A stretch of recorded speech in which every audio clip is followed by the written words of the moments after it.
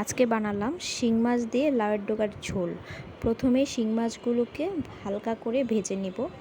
তারপর সেই তেলের মধ্যে ফোড়নে দিয়ে দিব মেথি সম্বার দিয়ে তারপরে ডগাগুলো এবং আলু একসাথে ভেজে নিব। ডগা আলু হালকা করে ভেজে তার মধ্যে দিয়ে দিব ধনিয়ার গুঁড়ো, পরিমাণ মতো মরিচের গুঁড়ো দিয়ে ভালো করে নেড়ে দিব। দিয়ে মশলাটা ভালো করে ভেজে নিব।